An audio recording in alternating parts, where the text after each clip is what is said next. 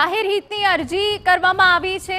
આપને જણાવી દઈએ ને, જાહેર હિતની અરજી પર આજે સુનાવણી હાથ ધરવામાં આવશે। વિગતો આપી દઈએ કે જ્યાં કાયદાથી ઉપરવટ જઈને બંને બાજુ ગેરકાયદેસર બાંધકામ અંગેની આ અરજી કરવામાં આવી છે।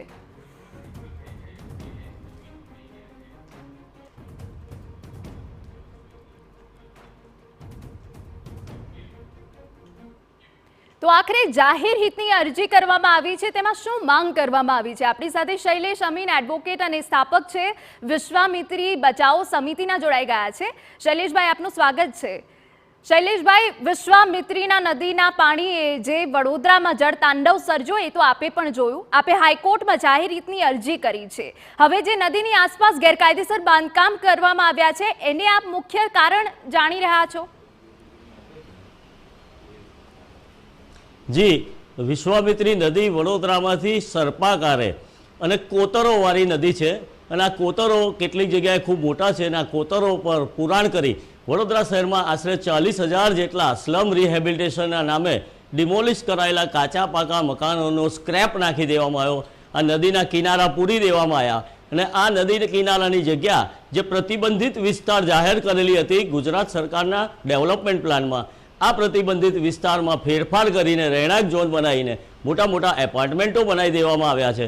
આવી જ રીતે અગોરા સિટી સેન્ટર વડોદરામાં આવેલું છે, જે નદીના પટને અડધો અડધ કાપીને બંધ જેવી મોટી દિવાલ બાંધી દીધી છે અને નદીનું પૂરેપૂરું દબાણ કરી દીધેલું છે અને એની ઉપર પ્રતિબંધિત વિસ્તારની જમીનમાં મોટો મોલ જેવું બંધાઈ ગયેલું છે, જેની સામે અમે 2016માં જુલાઈ મહિનામાં એક નામદાર ગુજરાત હાઈકોર્ટમાં જનહિત યાચિકા દાખલ કરેલી છે, જેની આજે સુનાવણી છે। બિલકુલ શૈલેષભાઈ, આપે હાઈકોર્ટમાં જાહેર હિતની અરજી કરી છે, ત્યારે મુખ્યત્વે આપની માંગ શું છે? કેવી રીતે વિશ્વામિત્રીને બચાવી શકાય?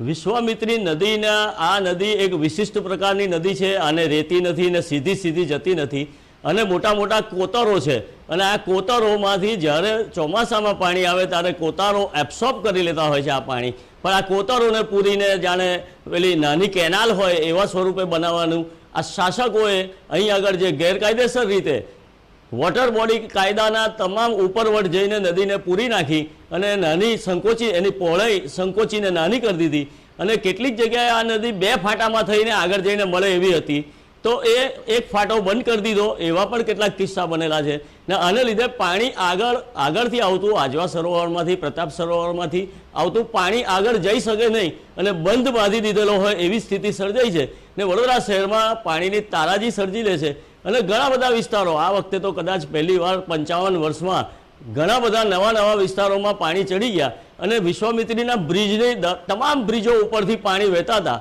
હવે એમનું જે બોર્ડ છે, લેવલ માપવાનું બોર્ડ છે 35 ફૂટનું, એ 35 ફૂટની પણ ઉપરથી જતા હતા, એટલે માપવાનું બોર્ડ પણ ના રહ્યું ત્યાં સુધી જતું હતું અને ત્યાં સુધી આ લોકોએ દબાણો હજી પણ ચાલુ છે।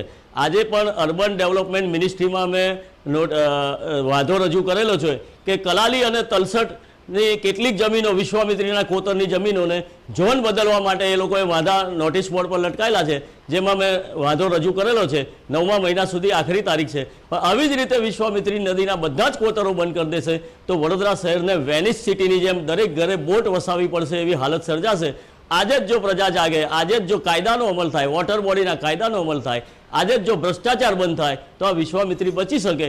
અને હવે કેટલાય કોર્પોરેટરોના, કેટલાય રાજકીય આગેવાનોના પોતાના વિશ્વામિત્રીના દબાણ કરેલા જગ્યા ઉપર આ કોતરો ઉપર ઝોન ફેર કરીને ખોટી રીતે બાંધેલા મકાનો છે, હોટલો છે, તો આ બધું ડિમોલિશ કરવાનું થાય। અગોરા મોલનું જ્યારે મેદાન હતું, વિશ્વામિત્રી નદીમાં પટને રોકી લેતી બંધ જેવી મોટી દિવાલ બંધાતી હતી, ત્યારે 2015 ડિસેમ્બરથી અમે લડવાનું શરૂ કર્યું। 2016માં આ વિશ્વામિત્રી નદીને બચાવવા માટે અમે જનહિત યાચિકા દાખલ કરી નામદાર ગુજરાત હાઈકોર્ટમાં, જેનો ગુજરાત સરકારના જ એડવોકેટ જનરલ લો કે હાઈકોર્ટના સરકારી વકીલોના હેડ લો એ લોકોએ દાખલ ના થાય ત્યાં સુધી ખૂબ મહેનત કરી, તેમ છતાં જ્યારે દાખલ થઈ તો હવે એને ચાલવા દેવામાં પણ વાંધા ઊભા કરે છે।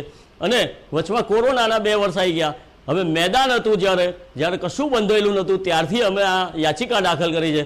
આજે 17 માળ ગેરકાયદેસર રીતે બંધાઈ ગયેલા છે, ત્યાં સુધી નામદાર હાઈકોર્ટ જ્યારે કશું પગલાં નથી લેતી કે નામદાર હાઈકોર્ટને પણ વિનંતી કરું છું કે એનો જલ્દી નિકાલ કરો, કેમ કે ડિમોલિશ કરવું જ્યારે નોઈડામાં 40 માળના 2 માળોને તોડવામાં, 2 બિલ્ડિંગો તોડવામાં આવે, એવું ડિમોલિશ કરવું એના કરતાં લોકો ફસાઈને એને પહેલેથી જ એને પગલાં લેવા માટેની માંગ કરેલી છે. બિલકુલ. શૈલેષભાઈ, એવું તો હશે નહીં કે રાતોરાત આ ગેરકાયદેસર બાંધકામ થઈ ગયા હશે, તંત્રના ધ્યાનમાં પણ આ બાબત હશે, રાજકીય આગેવાનોને પણ આપે રજૂઆત કરી હશે. કેટલા સમયથી આપ આ બાબતની રજૂઆત કરી રહ્યા છો? આ બાબતની તમામ સ્તરે મેં રજૂઆત કરેલી છે. સિંચાઈ વિભાગને મેં રજૂઆત કરેલી. સિંચાઈ વિભાગે મને લખીને આપેલું છે કે આ વિશ્વામિત્રી નદી છે, નદી હયાત છે. ત્યારબાદ કલેક્ટરશ્રીને રજૂઆત કરેલી હતી કે એમ કે નદી કોની માલિકી, નદી ના કોર્પોરેશનની માલિકી કે ના રાજ્ય સરકારની માલિકી કે સિંચાઈ વિભાગની, આ એક વિવાદ ઊભો થયો.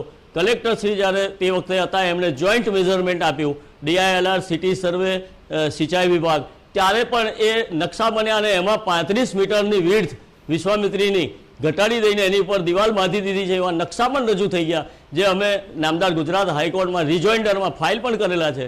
આ દબાણ છે એવું પુરવાર પણ થઈ ગયેલું છે. માત્ર નામદાર હાઈકોર્ટ આજે પણ કોઈ નિર્ણય કરે તો આ બચી શકે એમ છે. અને આવા બીજા થઈ રહેલા છે, હાલમાં પણ બીજા ઝોન ફેર કરીને આવા જ દબાણો ઊભા થઈ રહેલા છે. એને રોકવા ગુજરાત સરકાર કોઈ પ્રયત્ન કરે તો આ વિશ્વામિત્રી નદી બચી શકે એવી છે. અને વડોદરા શહેરના લોકો કાયમી પૂર, આ જ્યારે બિલ્ડિંગો બની જાય, તટ નાનો થઈ જાય અને પહોળાઈ નાની થઈ જાય તો કાયમી પૂર આવવાની સંભાવનાથી બચી શકે એમ છે.